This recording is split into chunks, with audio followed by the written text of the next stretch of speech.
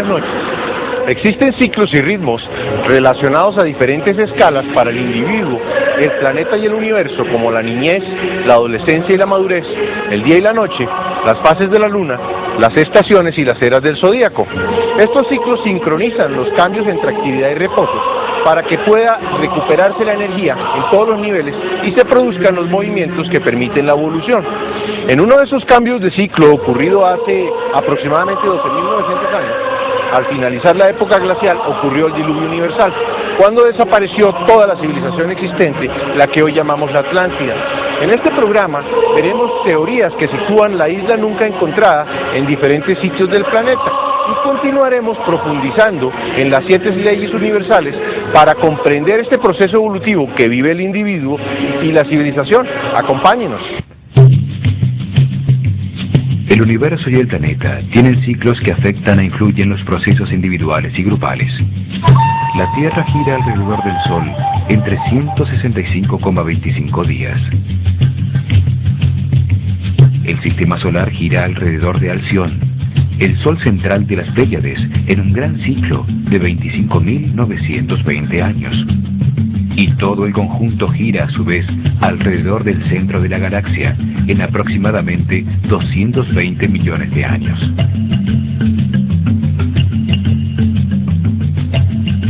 Son ciclos del universo, regulados por la ley de la armonía, para sincronizar los periodos de actividad y reposo, de día y de noche, de siembra y cosecha, de estaciones difíciles a las que le sigue la primavera y el verano. Están diseñados por el Creador para permitir el avance de las conciencias hacia la sabiduría. En todo ciclo, al pasar el punto medio de desarrollo de la estructura social, aparece la fuerza de disolución, que se intensifica en las 2/3 partes del ciclo. Al final de los grandes ciclos universales, se renuevan completamente los procesos geológicos, sociales y humanos, para permitir el desarrollo de una nueva estructura para la evolución. Se cosechan las conciencias más evolucionadas y sabias entre miles de millones de almas para que asciendan en las jerarquías del universo, como resultado de la comprensión obtenida con las experiencias de la vida. Es un momento que los libros sagrados denominan el juicio final, cuando los seres humanos se autoclasifican y aparece la información y los elementos necesarios para el próximo ciclo. Todos los seres humanos van subiendo por cada uno de los niveles de aprendizaje correspondientes a las 7 leyes universales. Las civilizaciones crecen como niños y desarrollan características sociales, económicas, políticas y religiosas que definen las respuestas de los individuos y las maneras de aprender sobre el universo.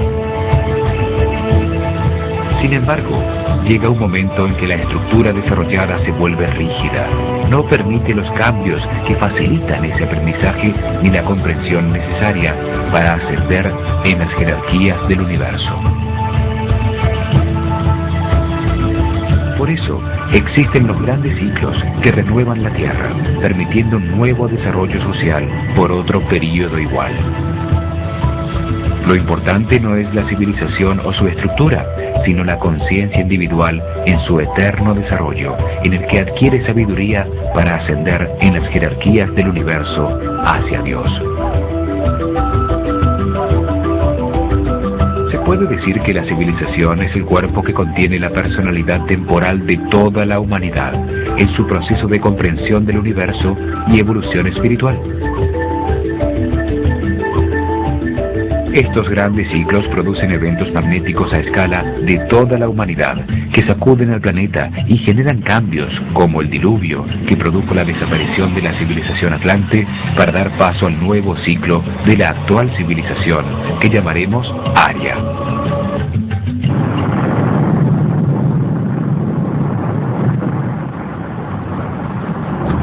La Atlántida desapareció por los cambios que ocasionaron el final de la era glacial del Pleistoceno, al final del gran giro del sistema solar alrededor de Alción.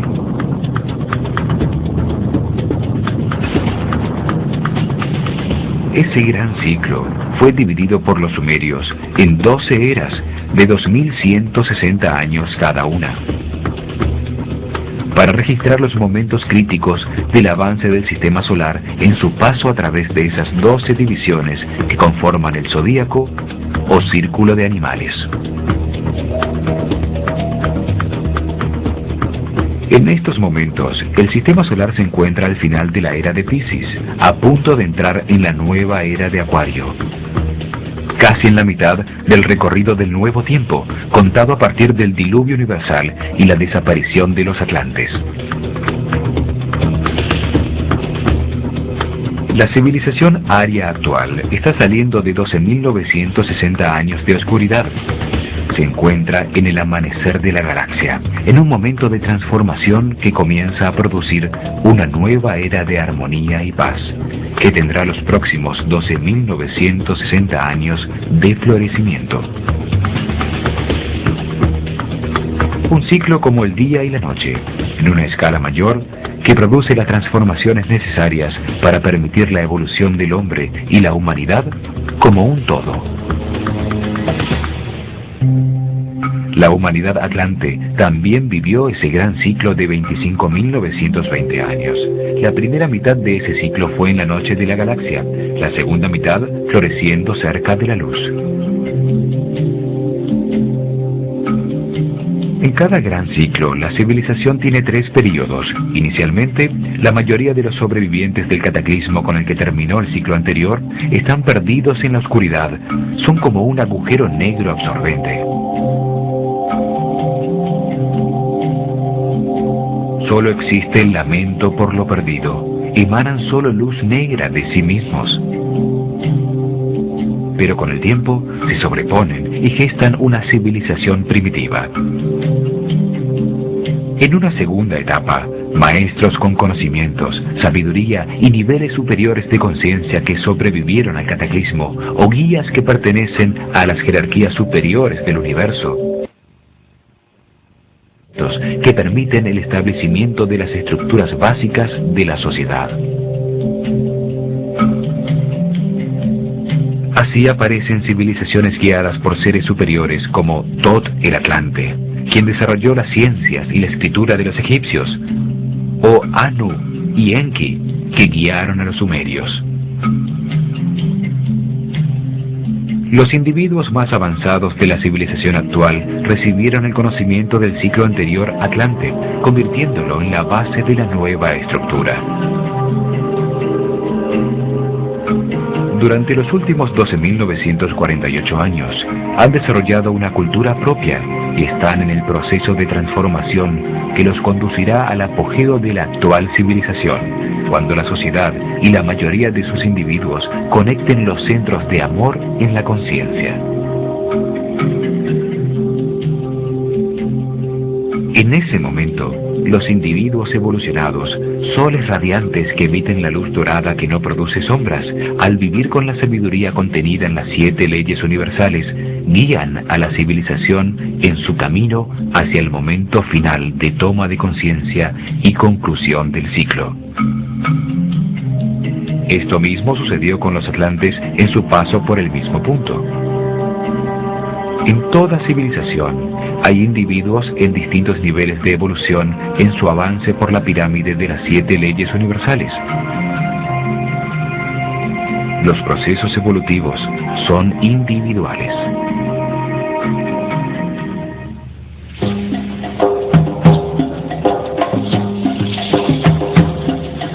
Según Platón, hace 13.000 años la Atlántida existió en una isla en el centro del Atlántico y su cultura se extendió por toda la zona tropical del planeta en todos los continentes.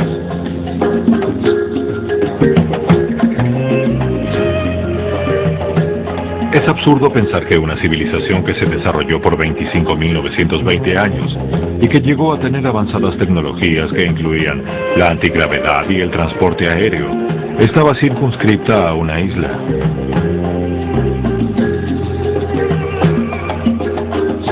Seguramente, como sucede actualmente, algunos países eran más desarrollados que otros, y el corazón de la civilización que llamamos Atlante podía estar en la isla.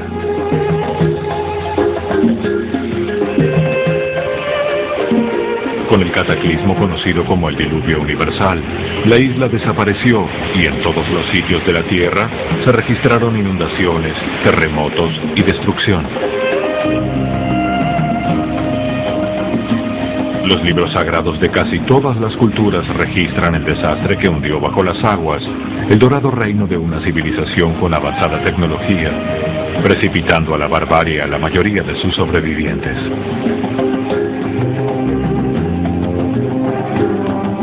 Las Islas Doradas hindúes, la Península Dorada griega, el Dorado americano, la Casa de Apsu de las tradiciones babilonias, la fortaleza subterránea de los persas, el Atala de los hindúes, el Tulapán Chiconautlán, Tuyán o Aztlán de los mayas, el llamado Códice Dresde de los mayas, ilustra un eclipse anular de sol y una serpiente en el cielo que derrama torrentes de agua por la boca. El cielo se acercó a la tierra y todo pereció en un día. Hasta las montañas desaparecieron bajo el agua. El Popol Vuh, otro libro sagrado maya, sitúa al este la tierra de sus antepasados desaparecida bajo el mar, en un día en que también en su tierra había fuego en el cielo y una lluvia de agua y brea convirtió el día en noche cerrada. La tierra temblaba y los árboles y las casas caían en pedazos. El Chilambalam, el libro sagrado de los sacerdotes mayas, afirma que terribles erupciones y terremotos sucedían mientras las islas se sumergían bajo las aguas del mar y del cielo caía una lluvia negra.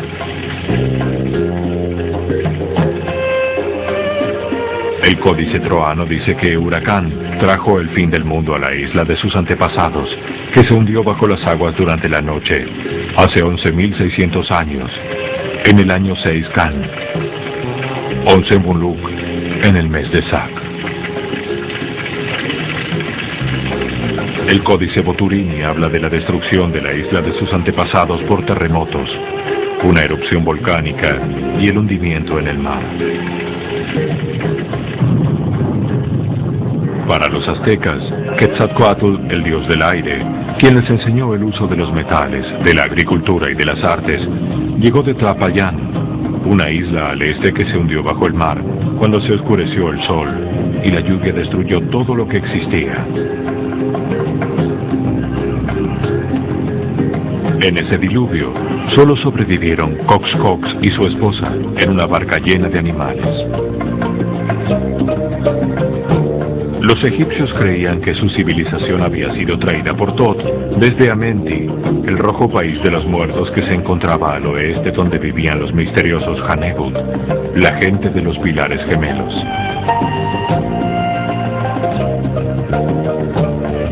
El papiro Ipuwer describe un cataclismo cósmico, donde se hundió bajo las aguas el continente de sus antepasados, y toda la tierra de Egipto que resurgió de las aguas en el Seb Tepi, o Tiempo Nuevo.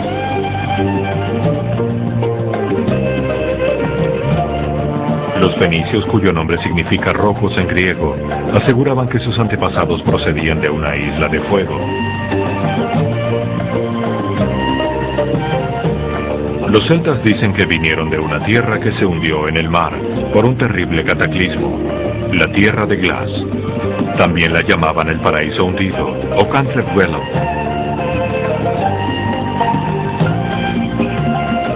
Los polinesios hablan de Hawaiki, una gran isla continente en el oeste que se hundió bajo el mar en medio de una guerra, de inundaciones y de tsunamis que también asolaron su pueblo.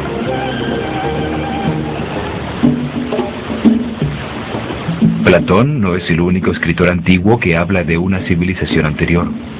Virgilio en las Geórgicas y Tíbulo en las Elegías nos cuentan de una civilización desaparecida donde no existía la propiedad privada. La tierra era de todos y se vivía en gran armonía.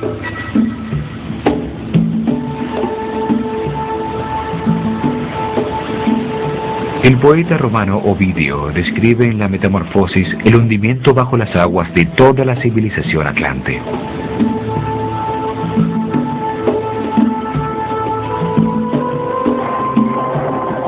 había antaño tanta maldad sobre la tierra que la justicia voló a los cielos, y el Rey de los dioses decidió exterminar la raza de los hombres. La cólera de Júpiter se extendió más allá del reino de los cielos. Neptuno, su hermano de los mares azules, envió olas en su ayuda y copó la tierra con su tridente, y ésta tembló y se estremeció. Muy pronto, no era ya posible distinguir la tierra del mar. Bajo las aguas, las ninfas nereidas contemplaban asombradas los bosques, las casas y las ciudades.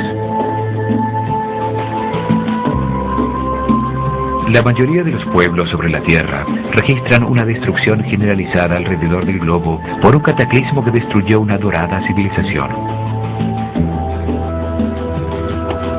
Todo indica que el diluvio ocurrió entre el año 10.500 a.C. y el 11.500 a.C. Los calendarios de casi todas las culturas comienzan a contar lo que llamaron el Nuevo Tiempo en ese periodo. Los calendarios egipcio, maya, inca y persa eran muy similares. Todos dividían el año en 18 meses de 20 días y tenían un periodo de transición de 5 días de fiesta para recibir el año nuevo. Los persas, que practicaban la religión de Zoroastro, comienzan a contar el nuevo tiempo en el año 10.600 a.C.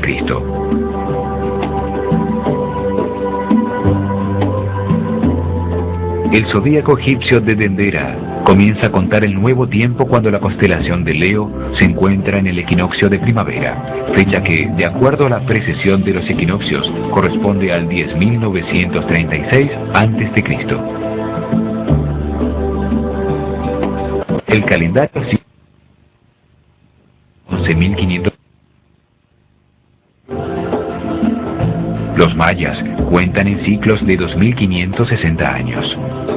En el comienzo de los tiempos, en el 3113 a.C., habían transcurrido 3 ciclos, o sea, 7.680 años, lo que nos lleva al 10.793 a.C. Los científicos actuales confirman que el clima sobre la Tierra cambió súbitamente hace unos 12.000 años, terminando la era glacial con la aparición de una corriente cálida hacia el año 10.500 a.C. y una inusitada actividad del Sol. Estudios sobre la geomorfología de las costas encontraron que aproximadamente en el año 10.500 a.C. el nivel del mar en todo el mundo subió entre 100 y 150 metros hasta su nivel actual, debido al derretimiento de los glaciares que cubrían gran parte de los continentes. En solo 100 años, la temperatura promedio del planeta subió 20 grados, finalizando la edad de hielo del Pleistoceno.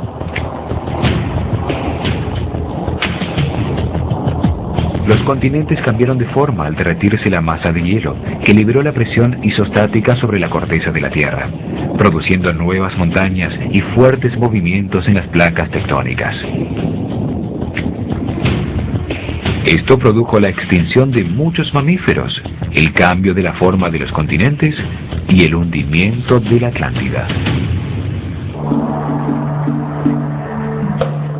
El investigador Zecharia Sitchin se basa en tablas sumerias para afirmar que el final de la era glacial, del Pleistoceno y el diluvio, sucedieron entre el 10.500 y el 11.000 a.C.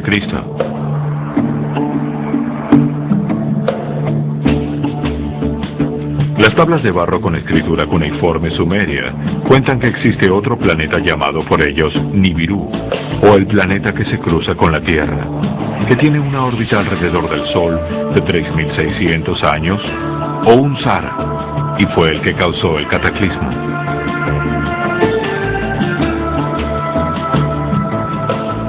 El cruce cercano a la órbita de la Tierra de Nibiru, el planeta no reconocido, con su campo magnético y fuerza gravitacional, desestabilizó a la Tierra moviendo su eje de rotación.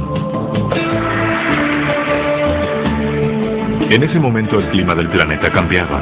La temperatura promedio había subido 20 grados en 100 años, y los glaciares existentes en todos los continentes y los hielos de los polos se encontraban bastante sueltos.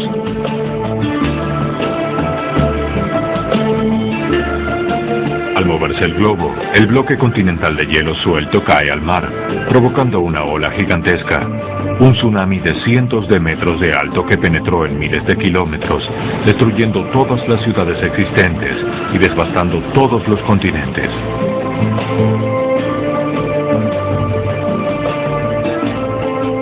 El movimiento de las capas tectónicas provocó un terremoto global, la explosión de todos los volcanes, enormes evaporaciones de agua y tormentas.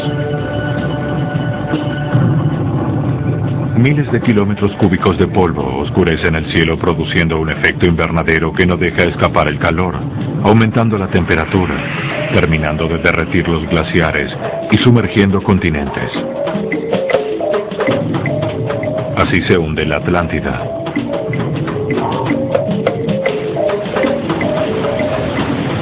Las ciudades, los centros de la cultura, habían desaparecido. La catástrofe impone condiciones a los sobrevivientes. El recuerdo de una civilización poderosa solo puede transmitirse oralmente, lo que la convierte en un mito.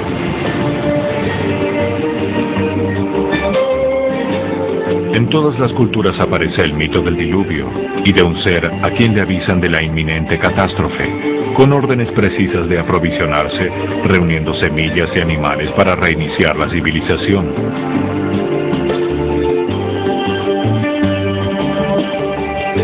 Las tablas sumerias de Gilgamesh, un rey de la ciudad de Uruk, cuentan que un guía superior llamado Enki avisó de la catástrofe en un sueño a Ziusudra, el Noé sumerio, dándole instrucciones precisas de cómo construir un barco cubierto por todos lados, un sumergible. El relato bíblico del arca cuenta que Noé soñó que una catástrofe destruiría a la humanidad y que debía construir un arca para refugiarse con su familia y varios animales.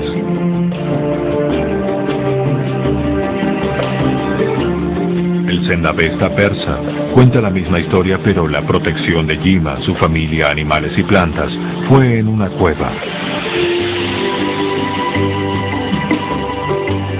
El Mahabharata hindú cuenta cómo Brahma se le aparece a Manu para prevenirlo del desastre y ordenarle la construcción de una nave donde debía proteger a los 7 rishis o sabios y todas las semillas.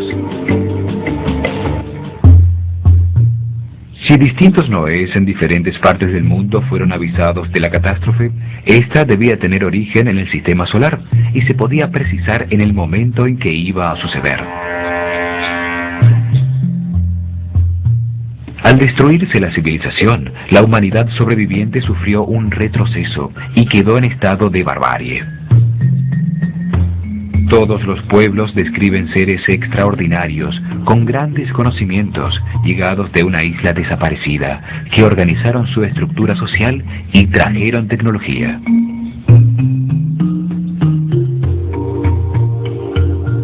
Enki y Anu, que organizaron a los sumerios.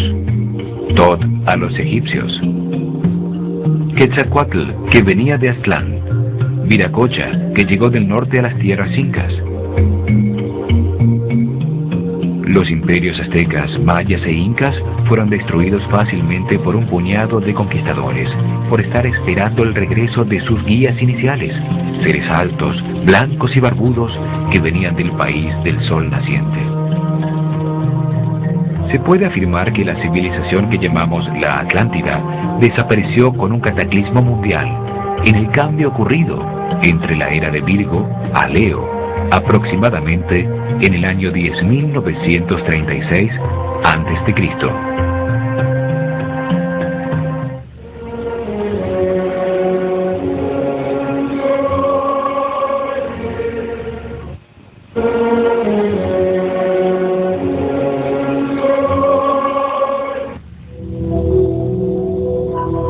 En 1900, Katie Frost publicó en el Times de Londres una teoría que situaba a la Atlántida en la Creta minoica. Hablaba de una pacífica civilización que fue el centro de un gran imperio unido por el mar.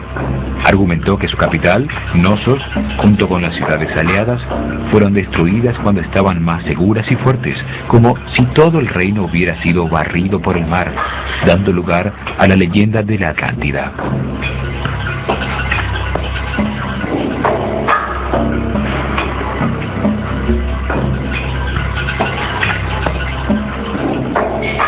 La teoría fue retomada por los arqueólogos griegos Angelos Galanopoulos y Spiridon Marinatos, quienes sitúan la destrucción en el año 1470 a.C., cuando explotó el volcán de Tera, que destruyó la isla de Santorini.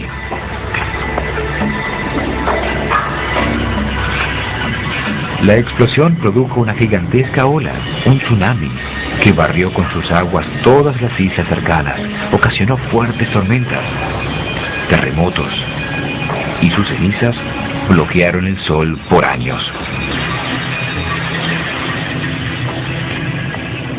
Creta, hoy parte de Grecia, tuvo una civilización muy avanzada, lenguaje propio, navegación comercial, compleja arquitectura, rituales y juegos.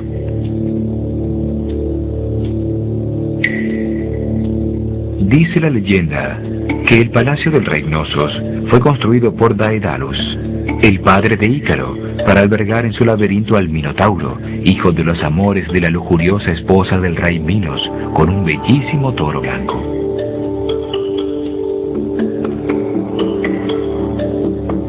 Eran totalmente pacíficos, nunca se encontraron armas en sus ruinas, lo cual era inusual en esos tiempos.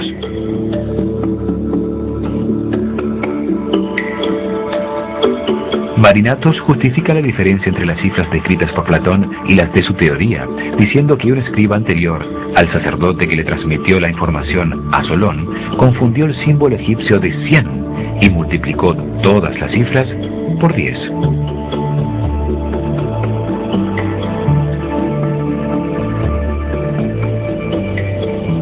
Esto indicaría que Platón fue un ignorante, que desconocía información de una isla tan cercana con una historia tan próxima a su propio tiempo como para aceptar una equivocación semejante.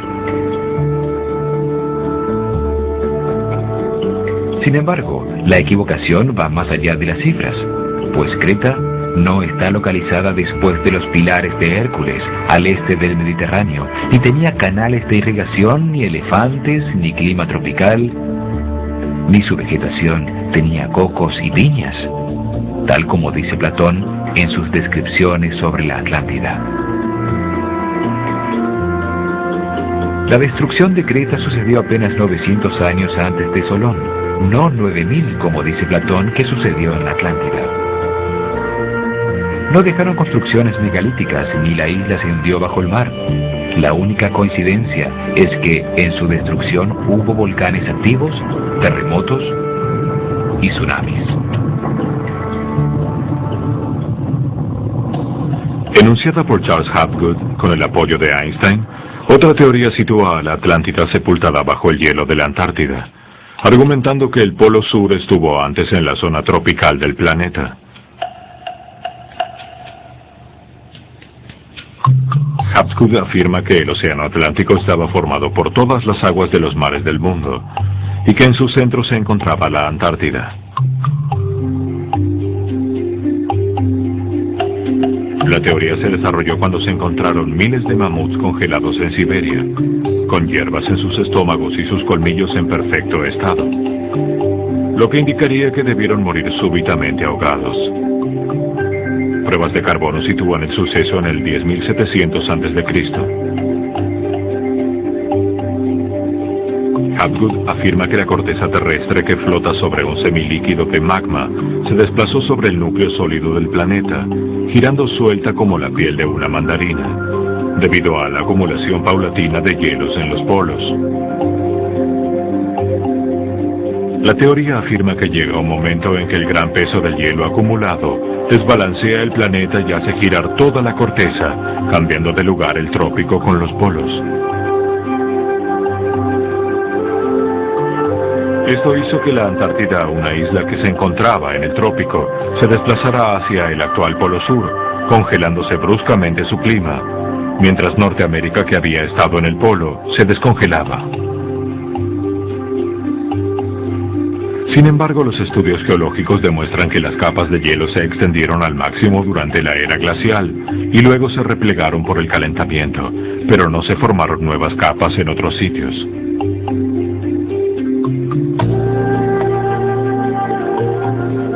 Los bosques ecuatoriales como los del Amazonas África e Indonesia han existido allí por millones de años, desarrollando gradualmente su enorme variedad de especies, y ningún cambio en el eje de giro los ha congelado o desplazado.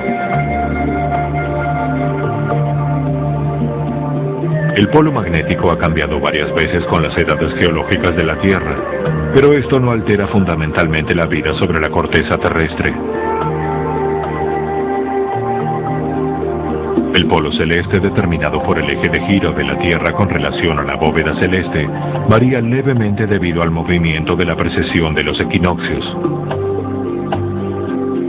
Pero la conservación del movimiento angular convierte a la esfera terrestre en un gigantesco giroscopio que siempre ha tendido a mantener su eje de giro.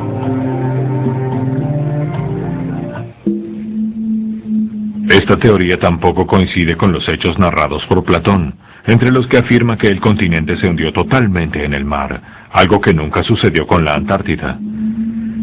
Una hipótesis presentada en 1920 por el científico alemán Alfred Wegener, aceptada por la geología moderna, afirma que los continentes actuales son, desde hace 160 millones de años, partes separadas de un único e inmenso supercontinente llamado Pangea.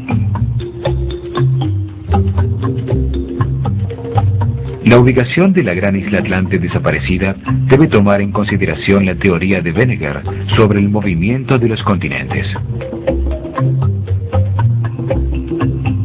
Su teoría afirma que los continentes y los océanos están situados sobre unas enormes placas llamadas tectónicas, de roca basáltica, cuarzo y feldespato, que forman la corteza terrestre. Su espesor fluctúa entre los 15 kilómetros bajo la profundidad de los océanos y los 200 kilómetros en los continentes, y flotan sobre un semilíquido de magma hirviente alrededor del núcleo sólido.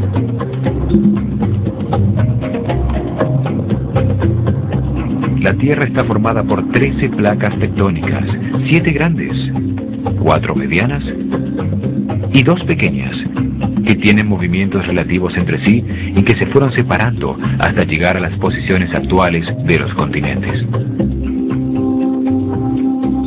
Sus bordes registran permanentes choques y movimientos, unos de separación, otros de acercamiento y otros de transformación entre las placas adyacentes.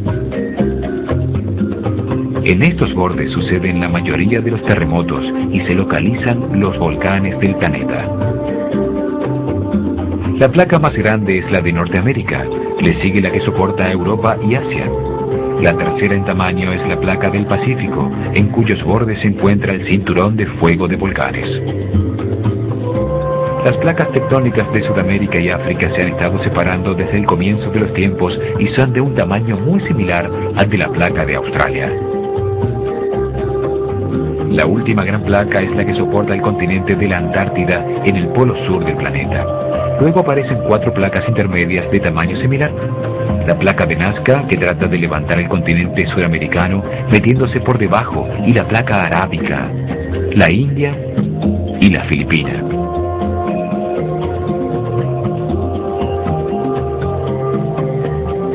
También existen las pequeñas placas, como la de Juan de la Fuca frente a California, o la placa de los Cocos frente a Centroamérica en el Pacífico.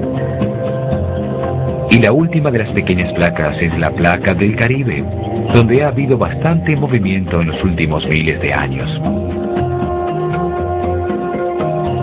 Si se toma en consideración la teoría de Wegener sobre el movimiento de los continentes, veremos que existe solo un sitio posible para localizar a la Atlántida. En el Océano Atlántico existen 3 puntos donde confluyen las placas.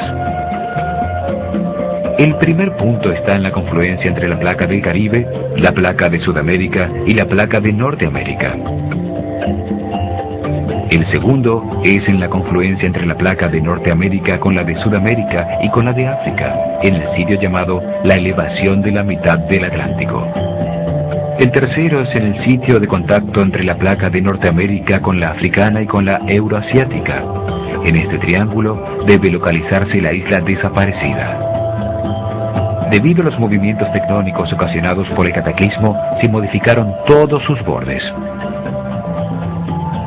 Los hemisferios occidental y oriental se mueven sobre sus placas tectónicas, reparándose en la mitad del Atlántico en una enorme fractura llamada la Grieta del Atlántico Medio.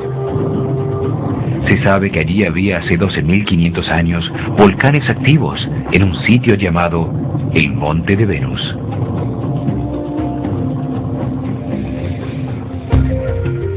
Si por alguna parte desapareció la Atlántida, puede haber sido por esta hendidura al final de la última glaciación, en el momento de los grandes movimientos telúricos y el diluvio universal.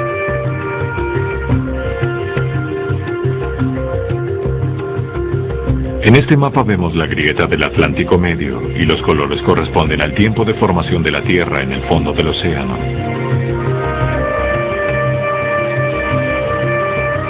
Podemos apreciar que la Tierra se consolidó a lo largo de la grieta en los últimos miles de años, mientras que el color verde predominante de los continentes nos indica que están así desde hace 90 millones de años.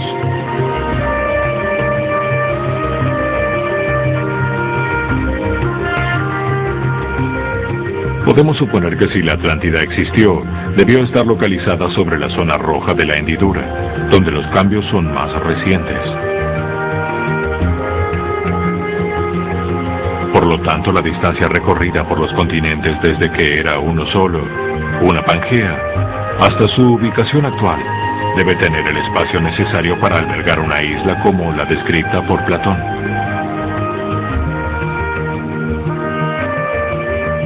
Se puede observar que la isla siempre tuvo el espacio necesario para existir, y que hace 150 millones de años puede haber formado parte del corazón de la Pangea.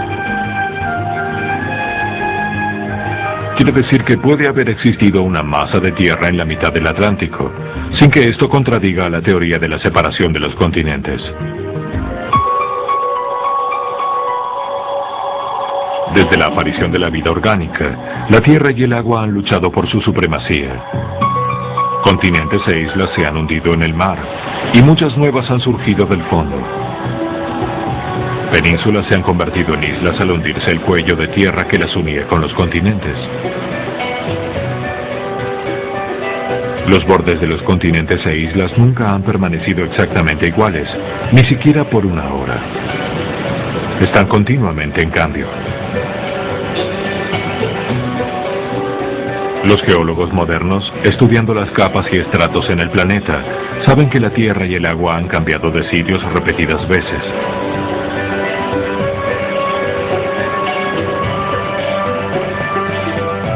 Una de estas veces, en la mitad del Atlántico se hundió para siempre la madre de la actual civilización.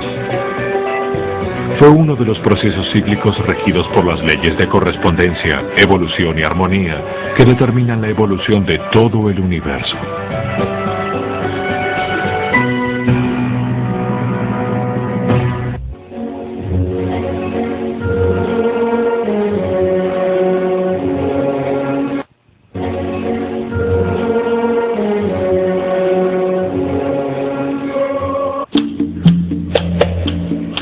Los atlantes más evolucionados encontraron que la naturaleza no responde al azar ni al capricho de un dios emocional, sino que está regulada por 7 leyes fundamentales que han existido desde siempre.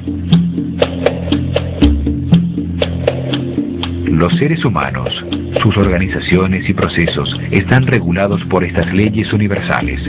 Todo lo que sucede está determinado por una de esas leyes. Todo lo que existe es perfecto y tiene un propósito.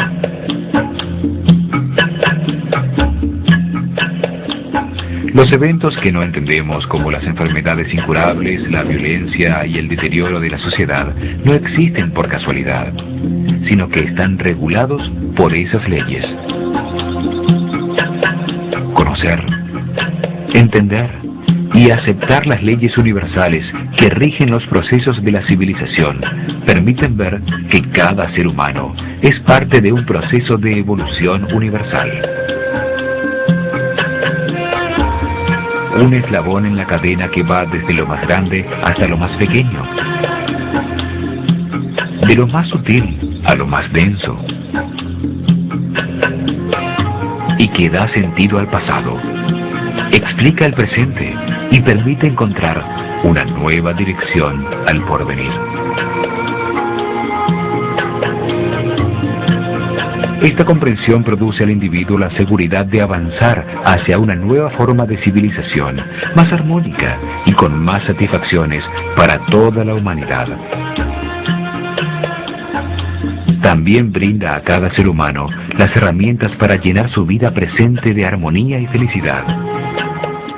La ley de la naturaleza, en base a la pirámide de las leyes, codifica en el ADN de todos los seres vivos la estructura de los cuerpos físicos y las conductas instintivas de cada especie para propiciar su multiplicación, mantenerlos con vida y permitir que se defiendan de la agresión.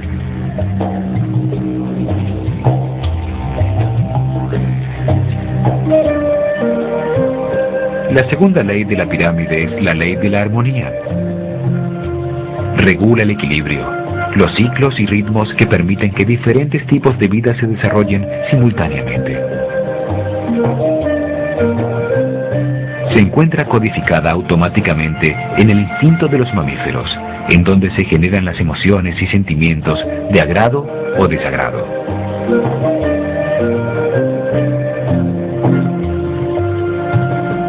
Lo que genera armonía y permite las relaciones equilibradas entre las especies produce agrado. Lo que impide la existencia simultánea de distintos tipos de vida produce desagrado. Lo que agrada se repite, lo que desagrada se evita. Las especies predadoras, por ejemplo, solo matan cuando lo necesitan para subsistir. No acaban con otra especie por placer. Una vez satisfecha su necesidad, coexisten pacíficamente con sus víctimas posibles. En el hombre, la armonía se logra paulatina y conscientemente a lo largo de la vida. Almacena en la memoria intelectual los distintos conceptos que ha aprendido para definir lo que para él es belleza y arte.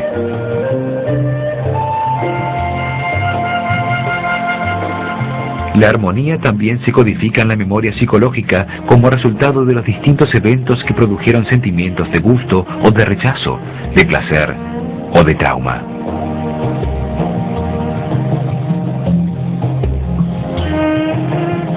Estos conceptos y recuerdos permiten que el hombre pueda establecer una relación de equilibrio entre dar y recibir que produce agrado y armonía. La ley de la armonía regula los ciclos y ritmos de todo lo que existe, sincronizando y permitiendo las relaciones de la diversidad para dar lugar al universo. Utiliza el tiempo para delimitar los distintos procesos, sincronizando sus interacciones y permitiendo que todos puedan suceder simultáneamente. Determina las secuencias de movimiento para que todos los seres vivos se desarrollen y establece las relaciones entre todas las secuencias producidas por la diversidad. Proporciona la organización y la distribución para que todo lo que existe ocupe el lugar que le corresponde. Se manifiesta en la diversidad que se mantiene y convive sin destruirse.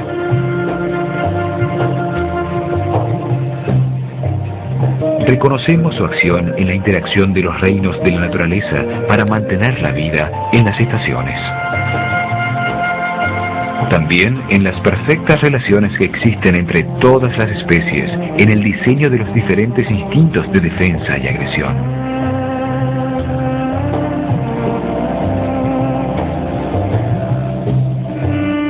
Se manifiesta en la unión y la tolerancia entre los seres de la misma especie y de éstas entre sí.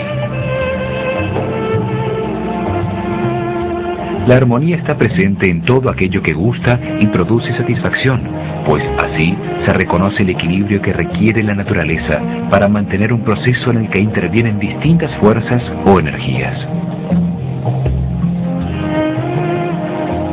Así se manifiesta en las relaciones humanas, a través de los acuerdos que se hacen para equilibrar las relaciones entre los individuos.